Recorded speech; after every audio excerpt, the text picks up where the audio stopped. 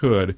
And I started using, and a lot of times I'll have a song in my head, and it'll ultimately become a column. And people say, do you have the song and then come up with the column, or does you have the column and then come up with the song? It works both ways sometimes, and a lot of times something will influence, what I'm thinking about. The song will be in my mind, and I do several things about addictions and that sort of thing there. And the Bangles song of Hazy Shade of Winter, stayed in my mind. Actually, I like Simon and Garfunkel. I was going to say, it's Simon and Garfunkel. I like Simon and Garfunkel, but you can credit the Bangles. But I love the way it opened the movie, Lesson Zero. And for like a year, that song would pop up in my mind, and finally one day the column followed it. And within my group, it tends to be baby boom rock. And I mean, probably the most popular person that I quote is Jimmy Buffett, and I have certain family people who would let me use Jimmy. But I only use Jimmy, but then I get Mellencamp, Dylan, Springsteen, Warren Zevon, and Warren's an interesting one because he wasn't as popular.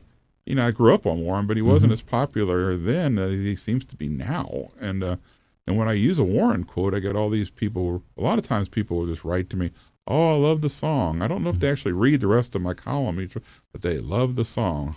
I'll walk into a grocery store and a guy will say, that smell. I went in there one day, the guy said, "That smell surrounds you." He said, "Don, I was a heroin addict, and so I just wanted to meet you."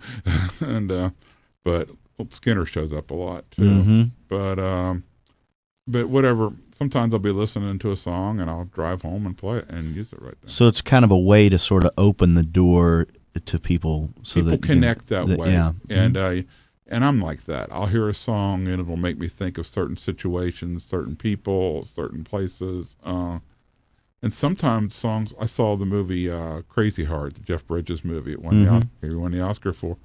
And I came home that night and immediately wrote a column using one of the songs from there because this song just struck me at that point. So things will get in my mind and just stay there. And I found that music's kind of a universal language, and that if you tell me what you're interested in, then that's always a way that we have a conversation.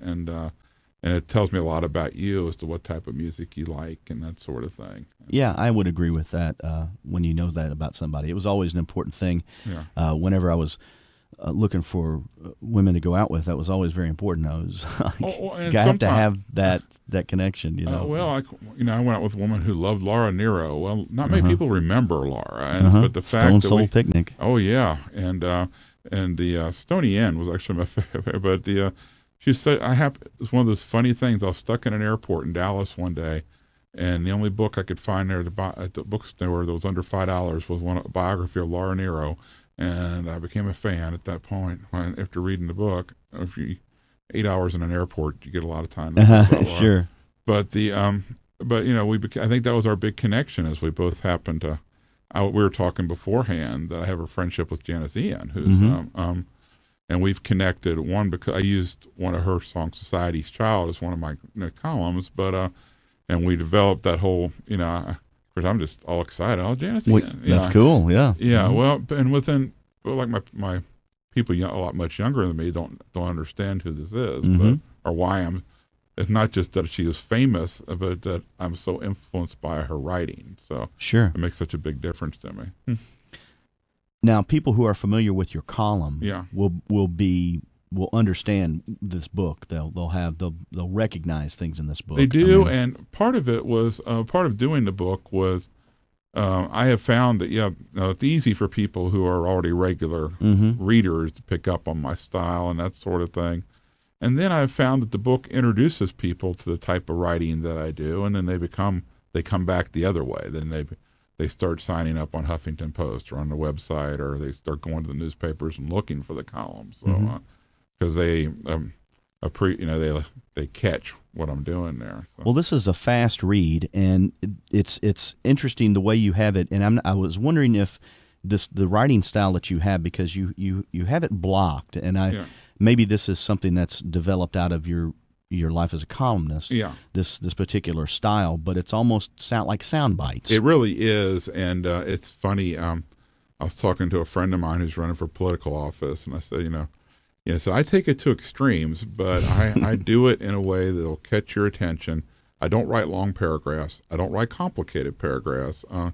One of the things I try to do, because at least a third of the book's about personal finance, and I really think most personal finance commentators are boring. Yeah, they can be, for sure. They too much techno talk, too much trying to impress us with how much they know about the tax code or whatever. And I try my best to get it down to a very simple level that if I'm talking to somebody that just came off the third shift at a factory and I give them what I wrote, they can get the basic idea of what I'm talking about. And that's always in my mind as to who my audience is. So I try to make it at a level that everybody can read it. It's one of the most striking things when you just pick the book up and you look at it and you can see. I mean, I don't think you have any paragraph more than 3 sentences. No, it would be very unusual if I did. Maybe there was a long section about when I worked for my dad, and he had a dry cleaners. It really wasn't a dry cleaners. My job essentially was to work in a dry cleaners that didn't have dry cleaning equipment. They had a gambling operation in the back, and once a month somebody would actually drop dry cleaning there, and I had to run up the street to a place. But I explained all the business. That had some very long paragraphs, but other than that, it's all pretty. It's quick to the point sort of thing. Well, I think it's nice to have a good amount of white space on a page. It makes it easier. And one of the results of it is it actually makes a really good bathroom reader. And I mean that as a compliment. I understand. Because I get some of my best reading done. Well, it came out on the Kindle a couple of weeks ago, and I have found that I'm rereading the book, and and I have found it's perfect in that format.